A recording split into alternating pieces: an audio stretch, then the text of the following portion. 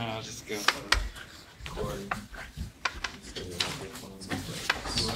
This is a good one. Did I? We don't have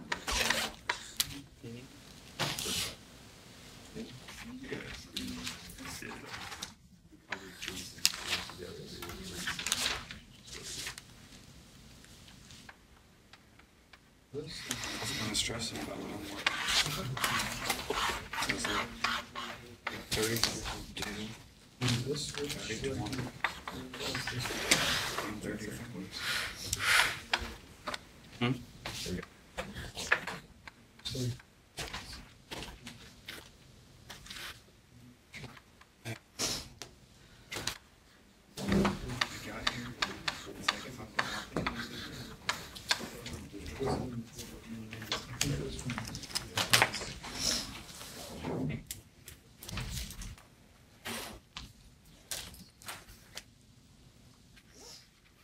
So you just want to get some 30, 40.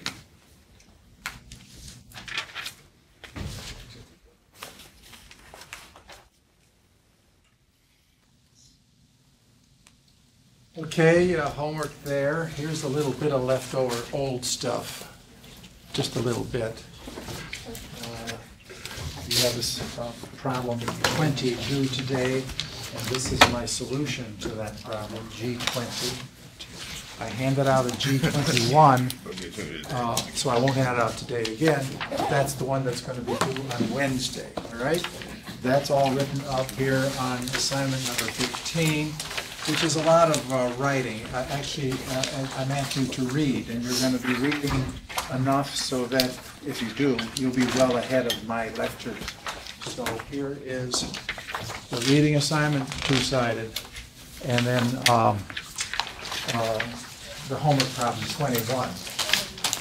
Okay, the homework problem 21 is actually a very easy problem because I give you all the equations and I tell you which pages in my notes are appropriate for getting the inductance and the stored energy density and stuff, things I'm going to talk about today.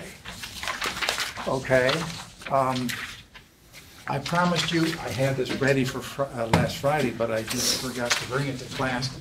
The inductance per unit length of coax cable.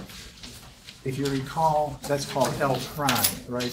Henries per meter. L over little l is equal to L prime in our notation in the first half of 311. You'll see there's the coax cable and so forth. Now we had a formula for that, and that formula came in the book, in the textbook on a certain page. I forgot what page, different pages for the different editions.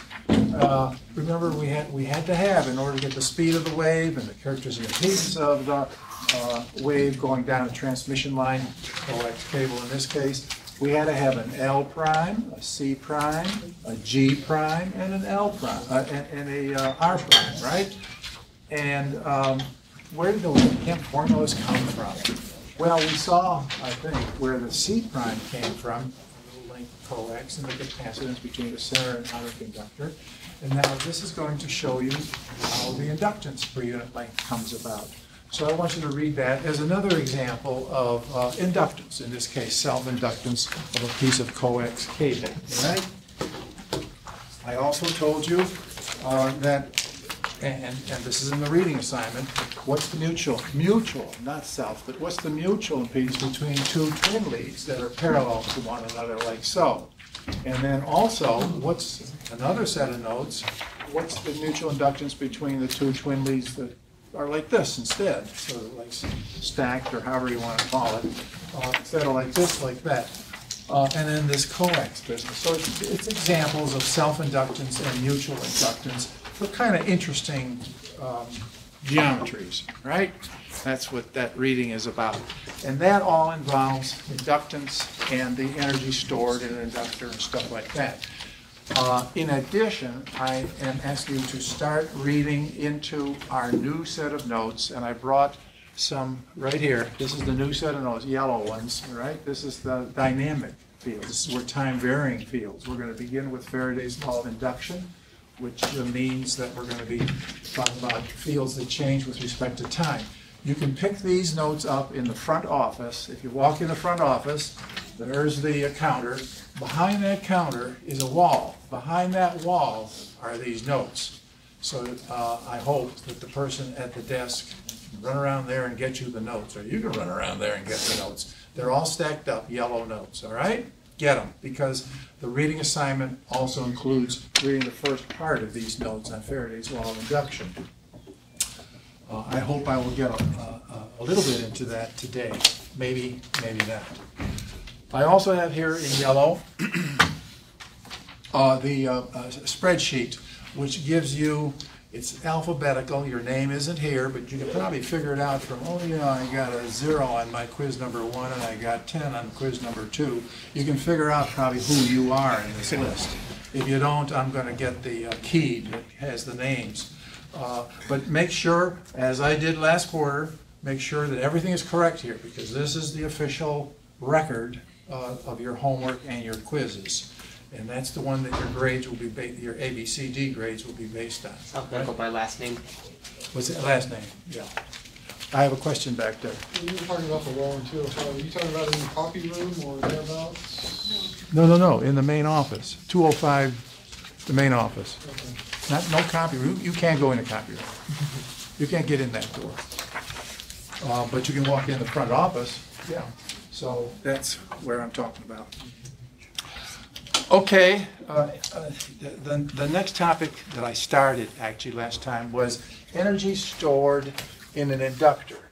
Now, what I pictured here is a loop, a contour, a loop of, let's say, copper, and a current flowing in it.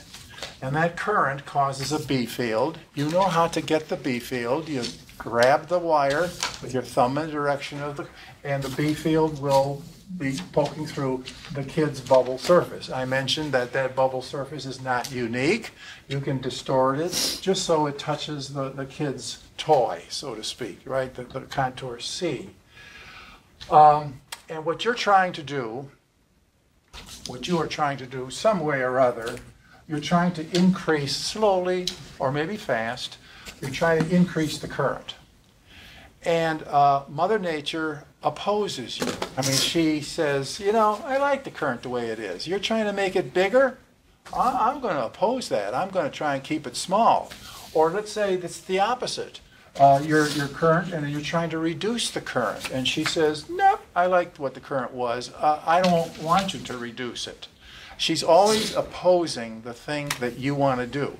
And I made the analogy in mechanics of the bowling ball.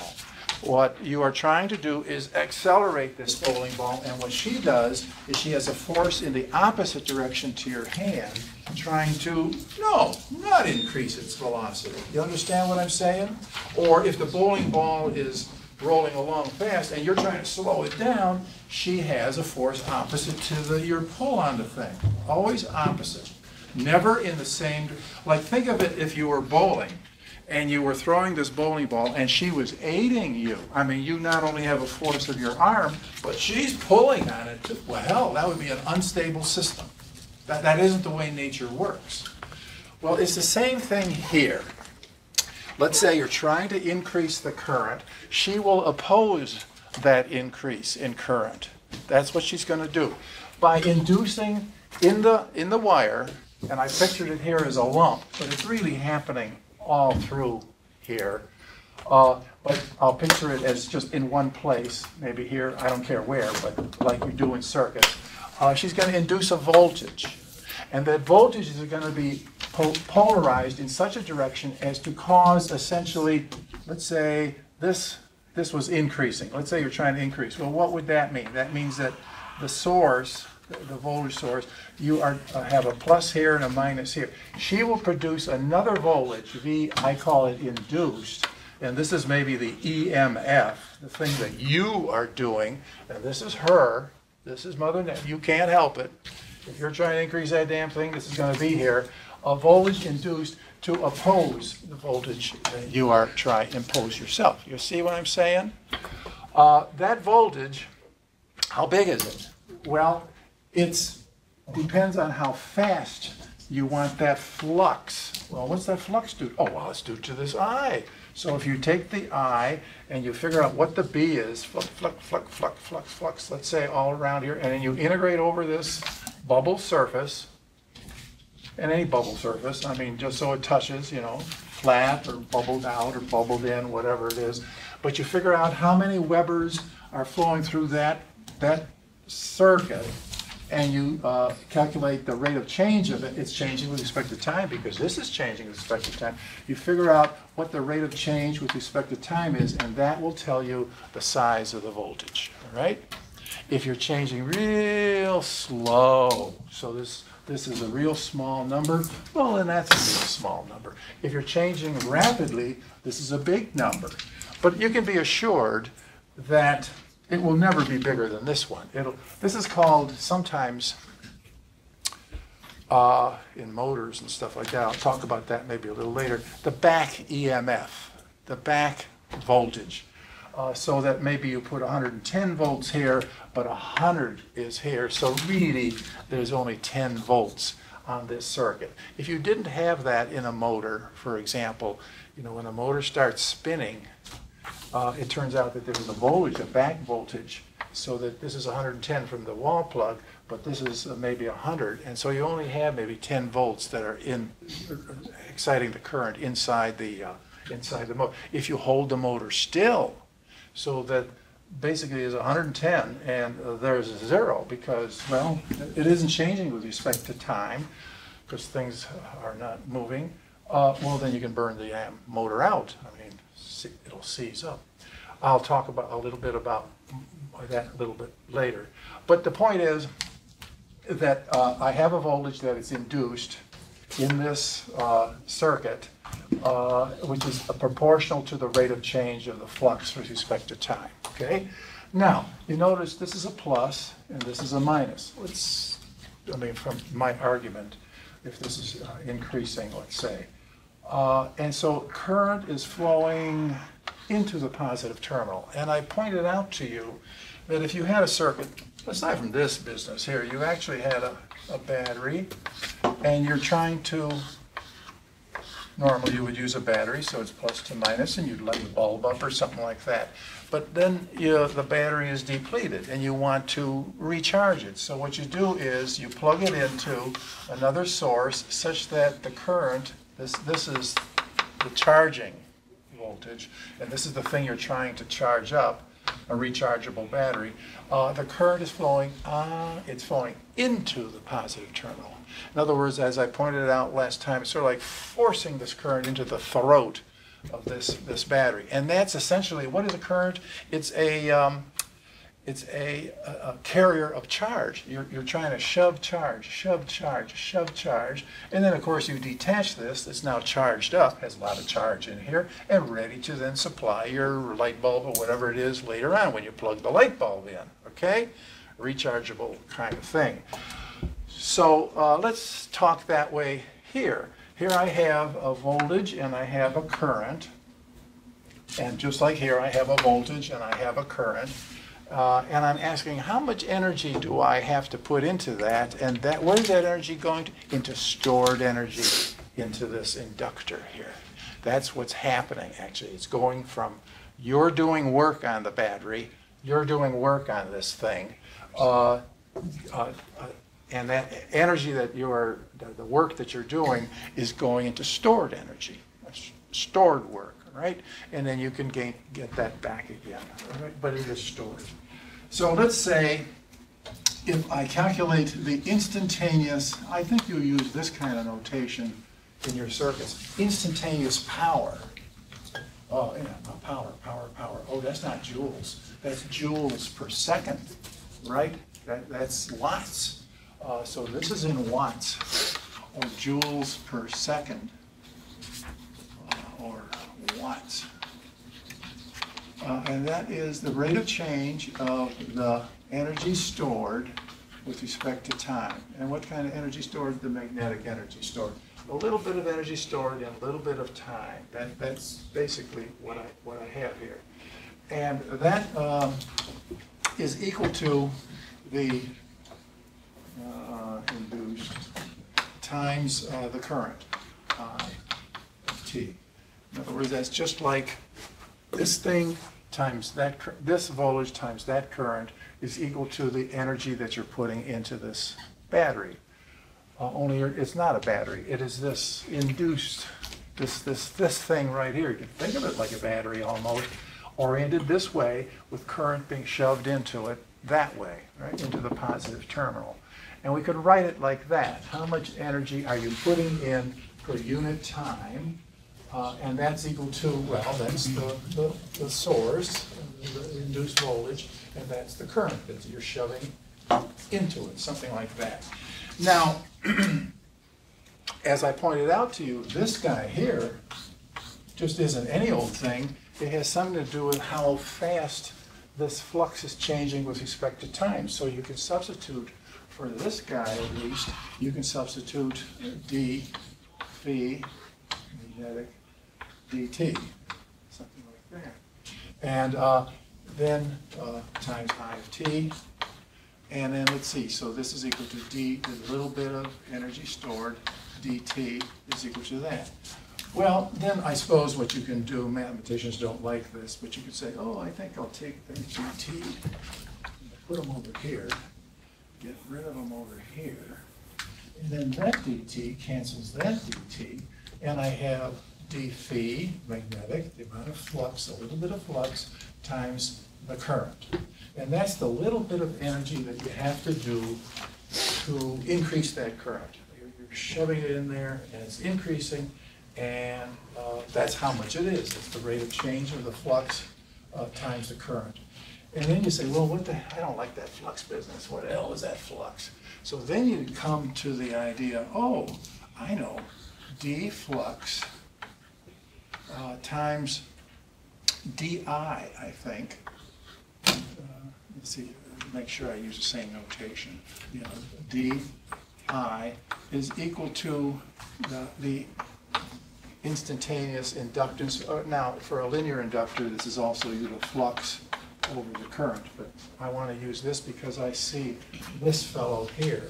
So if you want to call this L, or you want to call it, for a linear thing, this is called L, which is that. The nonlinear one, this is it, but if for a linear one, they're all the same. So I will simply use this formula right here and say, oh, I know how to get the little change of flux. It's equal to the L, well, the Li, but the Li is L, so it's L di. So I can substitute for this guy, L di, over here, times I dt is equal to the little bit, I mean, we're just playing math now. The physics is right here. This is where the physics is, as discovered by Faraday. So we're just playing around now. So L, what is L? Oh, well, I mean, if this is sitting still and just you're not changing it at all, the inductance is a constant, all right? So that can come out. So what I'm going to do is I'm going to say, well, I want to know how much energy it took for me to go from, let's say, zero current all the way to, let's say, I of some sort, right? So it's just like, I want to start with a bowling ball at zero velocity, and I want to know how much energy I put into it in order to get it up to 10 miles an hour. That's basically the same. So how much work did I do? In other words, how much energy stored in the kinetic, now in that case, kinetic energy in the ball, right? That's what I'm looking for. And that's what I'm looking for here. So if I integrate that, the L is a constant, so it can come out, and let's see, what do I have here? L, I, D, I. Where the hell did dt come from? This isn't, let's see, make sure I got this one, dt, d phi times I. The dt is canceled out. I don't know why I have this dt here, it's canceled out. So it's essentially I di integrated from I is equal to 0 to some sort of current like so. So that, when I do that, when I finish doing that, that is actually the amount of stored energy, Wm, right?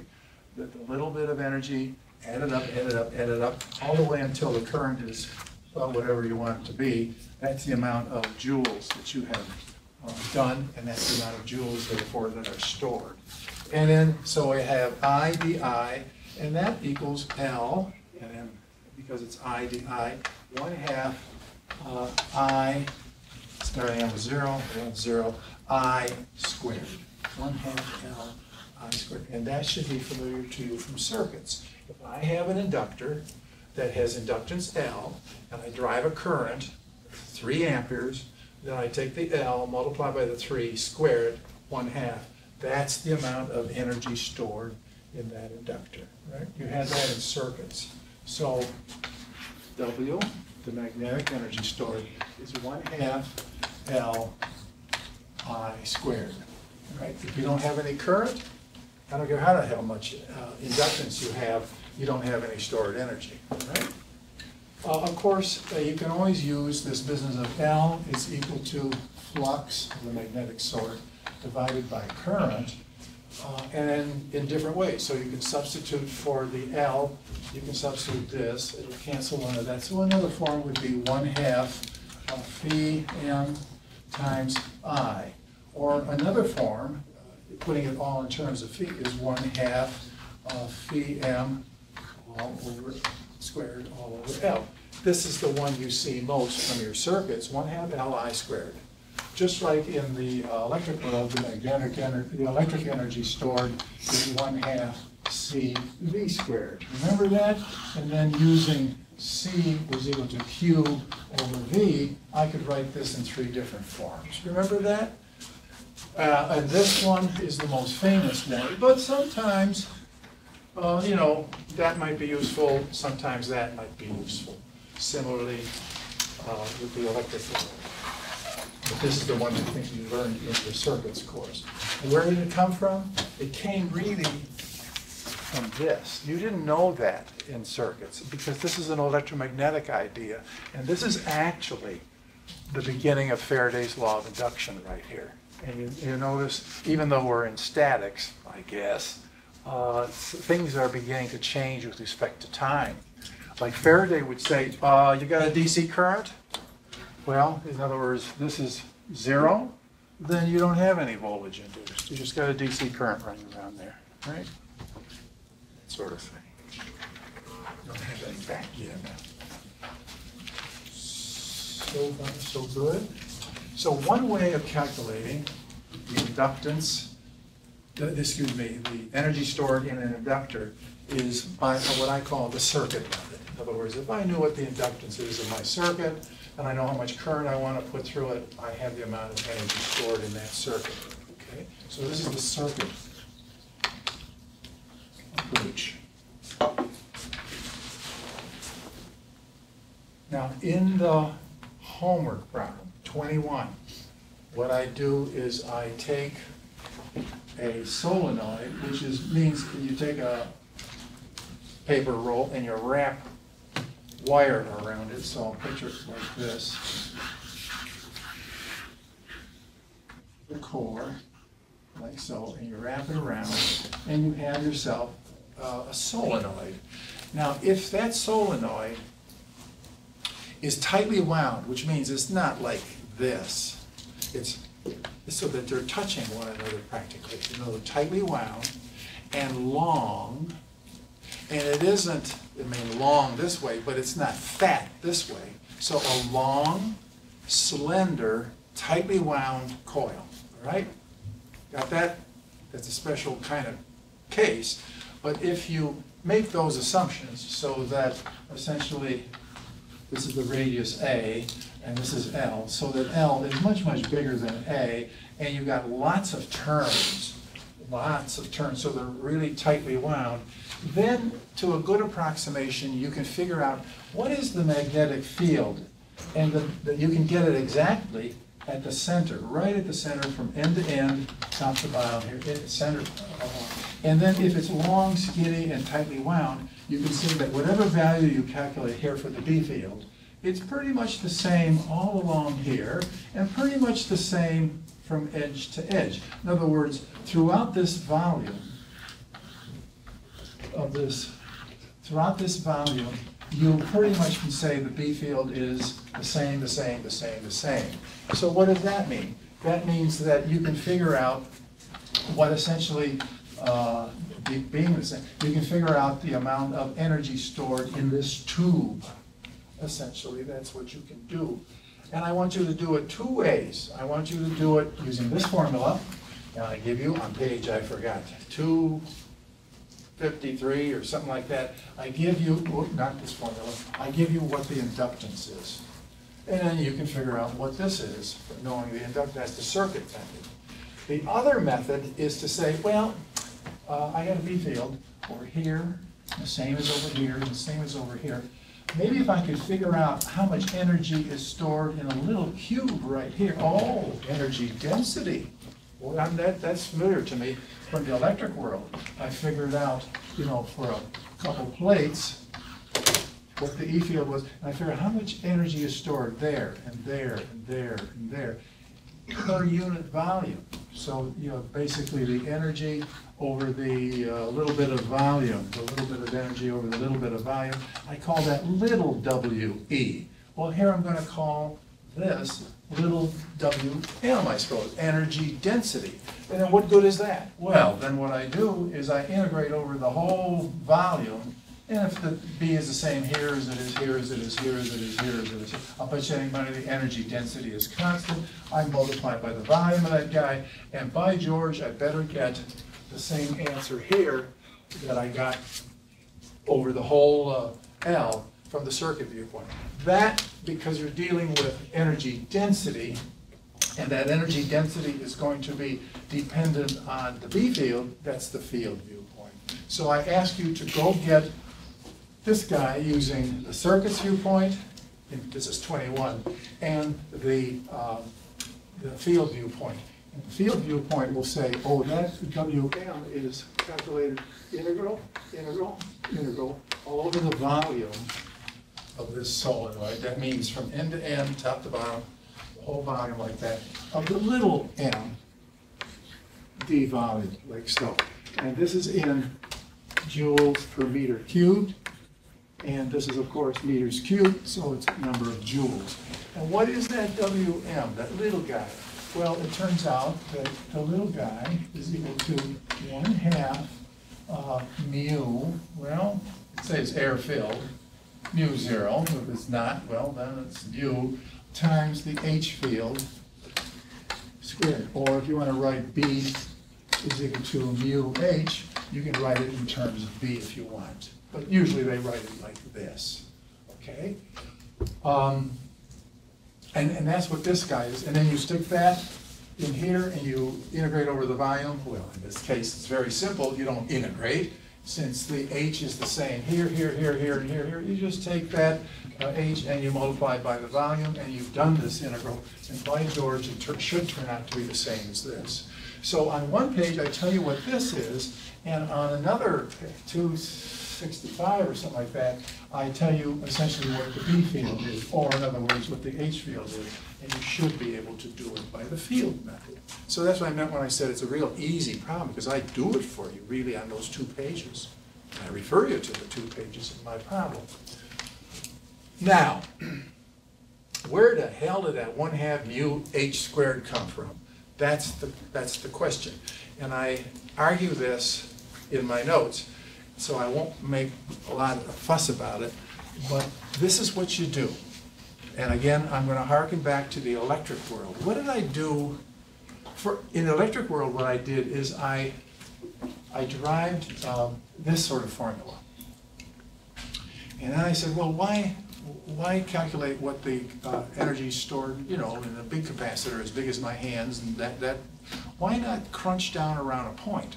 In other words, why don't you take, I guess I would say, take a little capacitor, and that's what I did. Remember, I said, well, here's an electric field.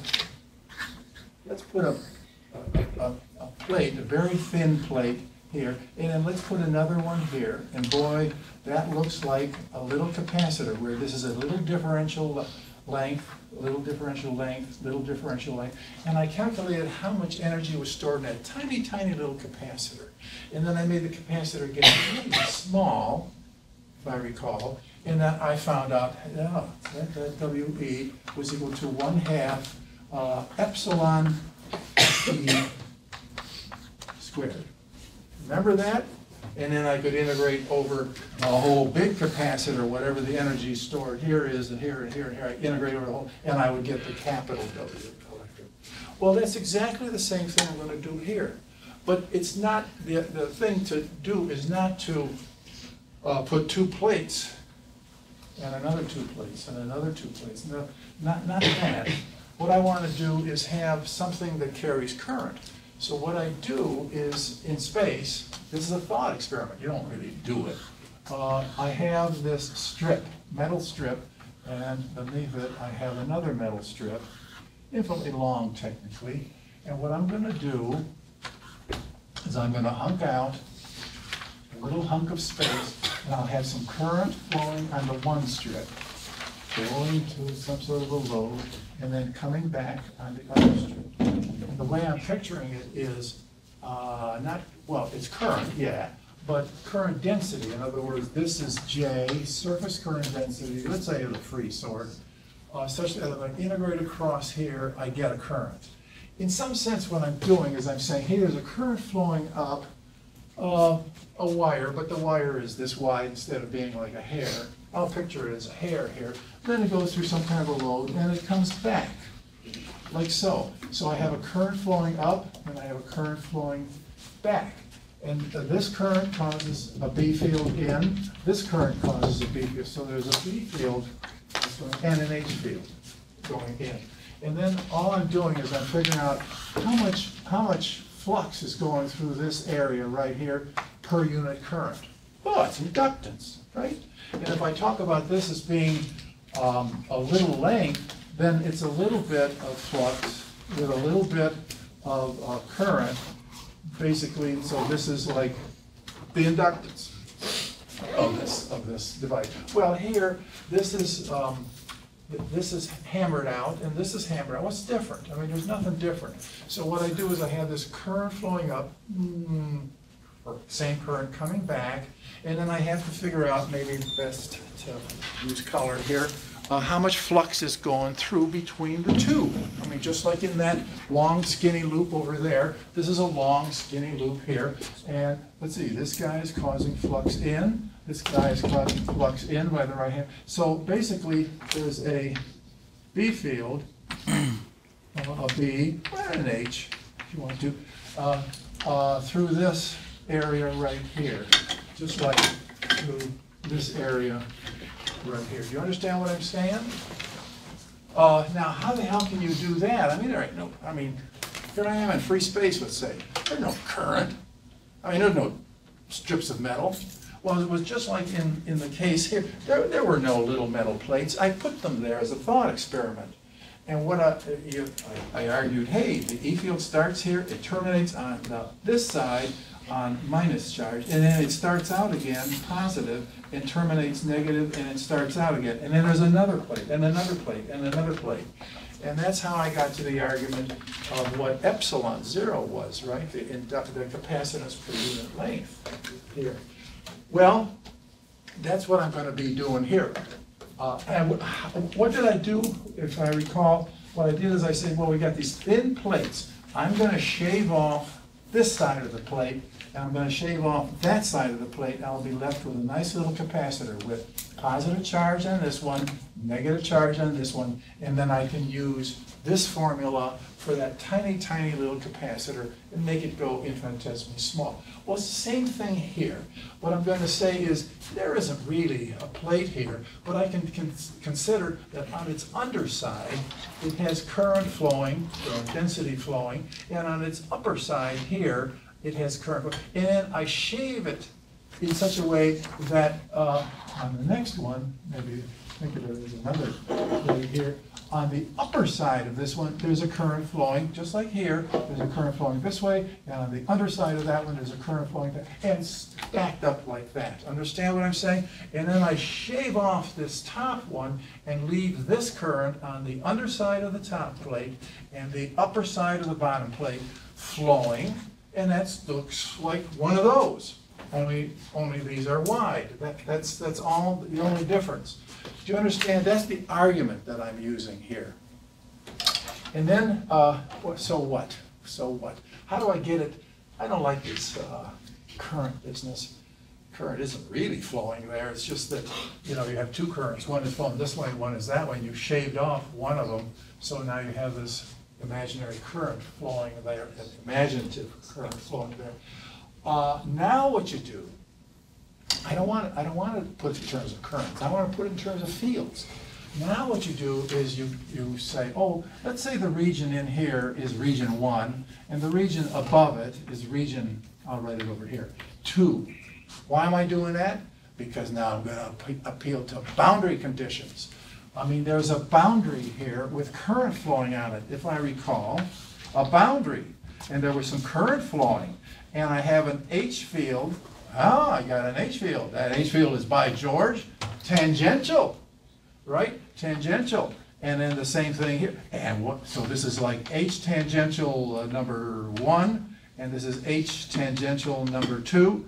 And now, and this is the current that's flowing. So what's the H outside this guy? 0. Just like the E field was 0 outside the capacitor, outside all of it's inside.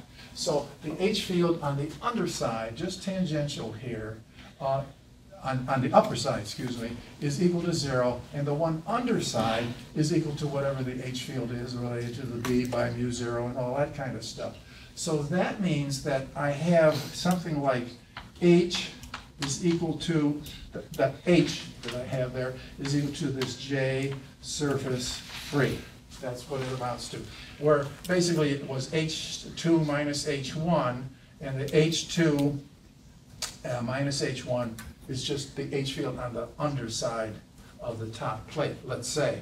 So that's how I say, oh, if I have the J, then I have really the H. If I have the H, I have the B.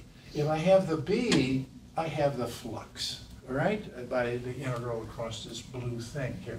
That's the chain of reasoning, and that's the chain of reasoning that I'm using in my notes. I won't write all the details down, but that's what leads me to essentially this formulation right here. Read it in my notes, please. It's only that long.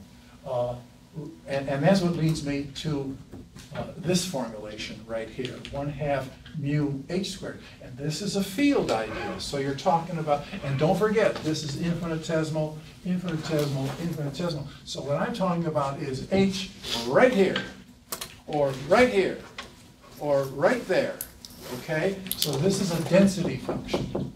And that's nice. Remember, that was nice here because I could say, well, in any system, how much energy is stored in this volume right here? You would take the h, square it, multiply by the mu right there, and 1/2, and you'd find the energy density in this, integrate over the volume. The h might be different over here, so the energy density is different, so therefore the energy stored is different here from here. If you want the whole damn thing, you integrate over the whole damn volume.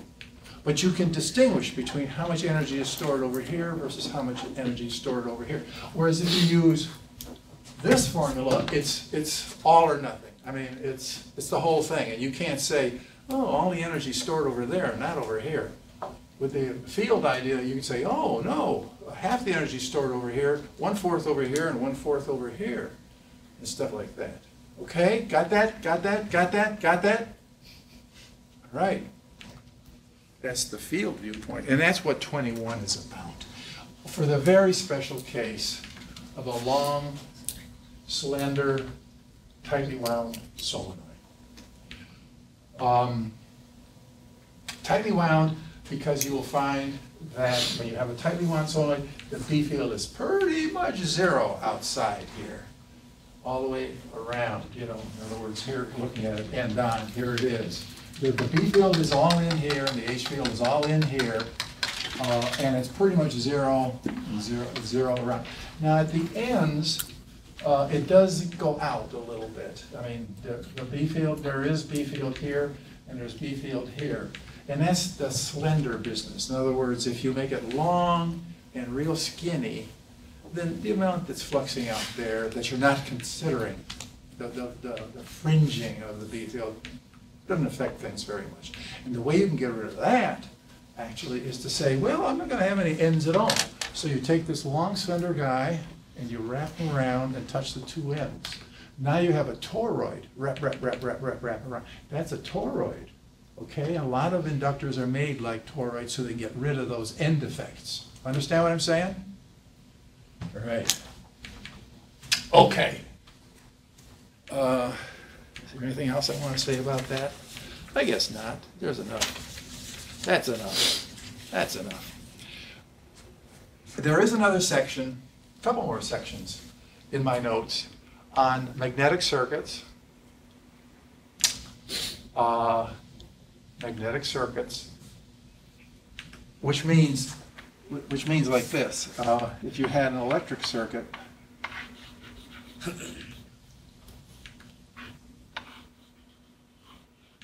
you got 10 volts here, 3 ohms, 7 ohms, 20 ohms, or something like that. You would know how to solve how much current is flowing through here. What's the voltage across there? What's the voltage across here? How much current is flowing? You know, using Kirchhoff, his current law and his voltage law, or mesh law, however you call it in circuit, you know how to solve that problem. Now, and this is called 10 volts, but this is what I call an EMF. The electromotive force. That's the thing that's causing everything to happen, right? Now, what if instead, I'm not lecturing on this, this is just a quickie. What if I had this circuit?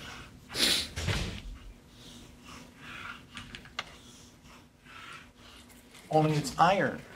This is an iron thing, and I don't have a EMF, I have this wrapped around, this is the MMF that I was talking about. And that MMF causes a B field, and that B field flips. Boy, that looks like current to me. It's just like there's current flowing, and then Kirchhoff says the amount of current coming out here plus here has to be the amount going in there, and all those wonderful things. You can use exactly the same idea here, only you're talking about MMF, and you're not talking about current, you're talking about B field, or better than B field, flux. In other words, B field integrated over the cross section of this baby is essentially the amount of flux flowing around there. And some of it is flowing here, some of it is flowing there. Kirchhoff would say how much. You can't have more flux flowing out than is flowing in, and stuff like that. All right? That's magnetic circuits. Important stuff when you're talking about devices that need iron. Like what? Motors, generators, things like that. Got to have iron, because you know for a certain EMF you want lots of flux flowing around here, right? So iron, iron, iron. Just like here, if you want a lot of current here, don't make these out of nichrome wire. Make these out of copper wire. Good conductors of electricity. Make this out of good conductor of, whatever you call it, flux. Very permeable to flux. Permittivity high. Okay, that's one thing. Then if you understand that, then you can understand, you know, if you ever go to a junkyard, piles of steel, they don't really lift the steel with human, maybe in China they do, but not here. They'd use a magnet. Take a great big magnet, clamp all that stuff, and they lift it over here, 20 tons of it, and then they cut the current off, and what does it do? Drops down. An electromagnet, right? Well, what's that force? What is that force anyway? How come that's lifting it up, and then when you let the current stop, it drops it? What's doing that? EMF. That's another discussion that I have in my notes. The lifting power of a permanent magnet, electromagnet. Okay? Now, of course, you have to use iron that is the sort that has a hysteresis curve that looks like that, because you don't want a good, in other words, you lift it up, put current in the damn thing, it lifts all that stuff up, you stop the current, hell, it's still there, still holding it. You don't want a permanent magnet. You want one that doesn't have much of this residual here, right? That's a good electromagnet. Iron for electromagnet stuff. Now, do you understand? You're learning a lot here from everyday life stuff, and you can explain it to your girlfriend or boyfriend or something like that. Oh yeah, well, you know how much a magnet works? Oh yeah. It has to have this kind of a hysteresis curve and all that. Oh boy, she'll quick you. She'll run as far as she can. True. So anyway, I talk about forces. And just like I talked about force between two plates, charge plus, charge minus, they try to attract one another. You should be able to make plywood out of that, right? No, it doesn't work too well because it's not practical. But turns out in magnetism, it's very practical. And you know who studied large magnets? Joseph Henry. That's one of the things he's famous for. Joseph Henry. He's famous for a lot of things, actually. He was, you know, Joseph Henry was an American. He was doing all that kind of research in the early 1800s. The early 1800s, when Faraday was working in England, in London. And he was doing even more subtle work. And here he was, you know, in the colonies, among the woods, you know, and with the animals and stuff. But he was a very highly educated guy and a very smart man.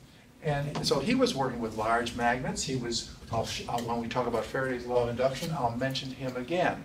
And if you want to read a little bit about him, I have notes, just short notes on Joseph Henry. Interesting guy. Now I'm going to turn my attention. That's basically the end of the notes in statics. If you take a look, that's the set of notes that you got at the very beginning of 311. We are now at the end of it. We are now turning our attention to this set of notes. So I want you to pick them up in the main office and start reading as I've asked you to. And the first thing you'll look at is, and I don't know if I brought his picture or not. It looks like I didn't. I want you to read a little bit about Faraday. Now we did talk a little bit about Faraday in the sense that way back in the 1820s, even earlier than that, Faraday was the one who said, hey, let's not put our eyes on the two charges like Coulomb did, but let's put our eyes on the space in between. This is what we call the electric field idea, the tensing up of the field around the mother charges. That's his idea. And you'll understand it was so far advanced, so abstract an idea that nobody believed it. I mean, famous mathematicians, if you read like some things that Ayers, a very famous mathematician, and Tate, and people like that of the high-class Oxford, Cambridge kind of guys, wrote about this guy, Faraday, you'd be embarrassed. Because he was coming up with this field idea. And he was convinced that there was a connection between the magnetic world and the electric world, as Ørsted found, and that Ampere and Biot-Savart and all were working with. And he tried to find this connection for, well, from about 1820 until 1831. In April of 1831, he did some experiments. Very simple experiments. I mean, when you think about it, oh, why did it take so long? Well, you got to understand that this was really not understood very well.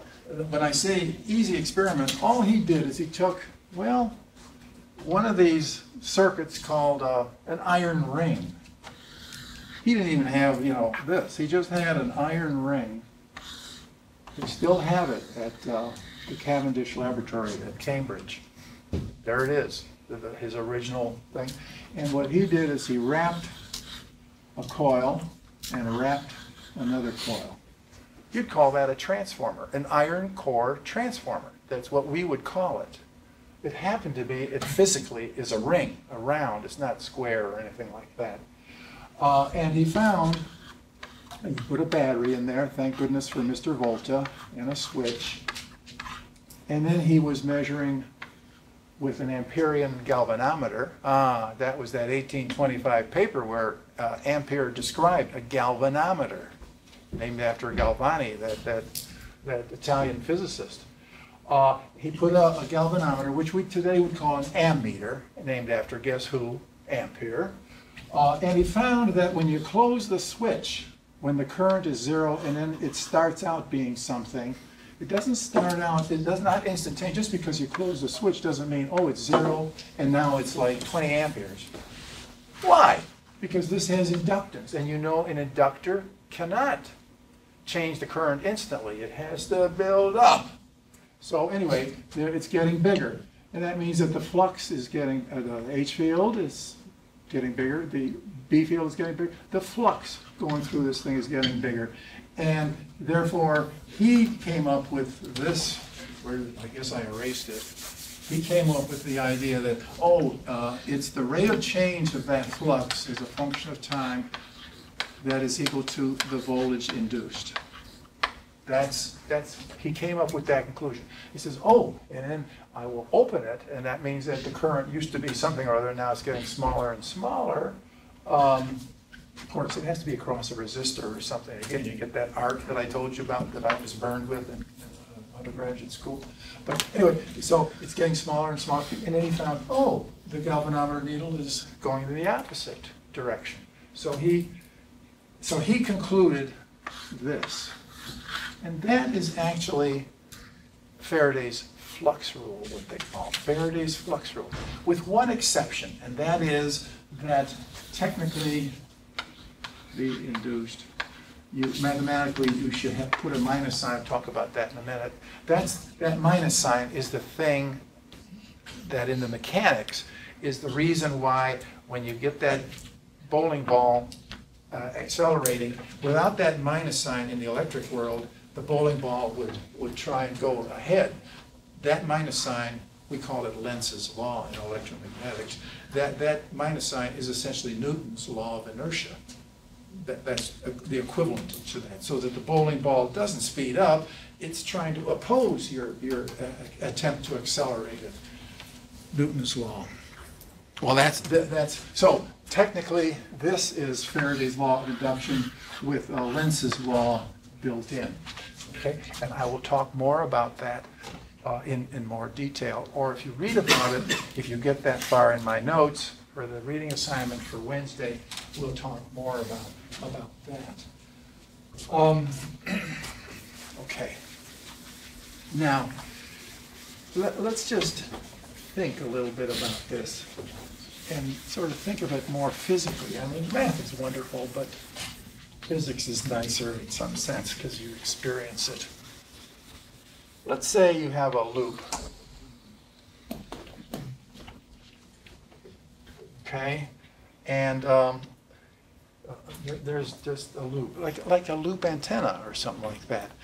And that from some source, WOSU or something, some radio source, there's a B field. Let's say it's going in the top, and so this is B, and it's a radio source, so it's changing with respect to time. Of course, there's also H of T, and B is related to H by that mu business and all that.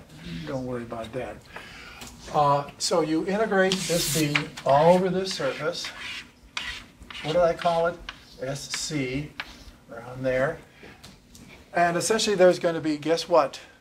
There's going to be a voltage induced in there. There's going to be a voltage induced. That's what Mr. Faraday is telling us. And I'll write it as a phantom. In other words, you see nothing there. You don't see a battery. You don't see anything there. But there's a voltage induced in that damn thing. And the question is, so this is the voltage induced by the rate of change of this flux. I mean, I won't write it out, but it's B dot ds integrated over SC. That is the amount of flux. And then that rate of change of the flux with respect to time, this minus sign is going to be equal to the voltage induced. But physically, what is it trying to do? Let's say, that's just for argument's sake, let's say that the B is decreasing with time. In other words, there's a B field, and it's getting smaller and smaller and smaller. What Mother Nature tries to do is induce a voltage, we call it that voltage induced, such that it opposes the change. So you are trying to make the B field get smaller and smaller. And Mother Nature will say, no, I want to make it bigger. I want to not make it smaller. I want to go in the opposite way. So she's trying to induce a flux like that. Now you ask the question, well, if that's true, what direction of the current would cause a flux that is in the same direction? Not opposed direction, but opposed to the rate of change.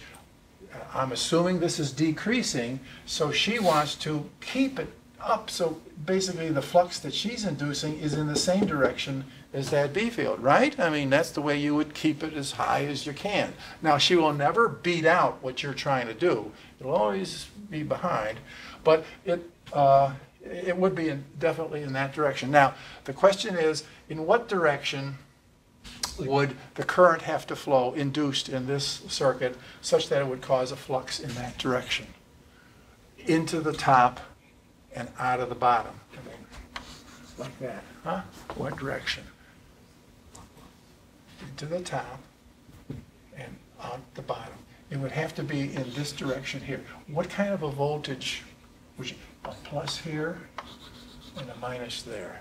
That's, in other words, a voltage that would be induced like this would cause a current flowing in this direction, and that current would cause this white B field, which is the B field it has to be in order to aid the original mother B field. Do you understand? It's the rate of change that we're trying to oppose, not the B field itself. Now, if this was increasing, this field was increasing, the red, I should have red, this B field is increasing, then she would try to give it a B field that is trying to decrease it, all right? Because you were trying to shove it, get it bigger that way, she would say, no, no, no, I'm going to go in the opposite direction, and you would find exactly the opposite, that the current would be flowing that way, and you'd have to have plus and minus. That would be the signing of the voltage induced. Okay, so don't think that, like the first example is a case where the B field, mother B field, and the induced B field are actually both in the same direction. The second one, they are in opposed directions. Don't think they're always opposed. It's the rate of change that's telling you which direction that induced, that white B field is. Okay? That's the secret of success. Okay, now with that, I want to take this. This is Faraday's flux rule. That's what they call it, Faraday's flux rule. And I want to talk about two things. I want to expand the left side, and I want to mathematically expand the right side and get another form for this. This, essentially, if you're asking what is the size of this voltage, that would be the formula you would use. I mean, you would write right here, minus dV dt, where it should be the red one. Right? Not the red and the white, the red one. Now what I'm going to do is I'm going to mathematically, I won't do it, it's in the notes. You want to read it, you can, it's optional reading. I'm going to expand that, and we're going to get another form, which is very useful. And then we'll go from there, right? And then we're going to be on and then that equation that we come up with is going to be Maxwell's first equation. And I always call it Maxwell-Faraday because we're talking Faraday, but Maxwell accepted all of this. One of the few physicists who actually believed that, sixth grade guy called Faraday. Okay, we'll see you on Wednesday.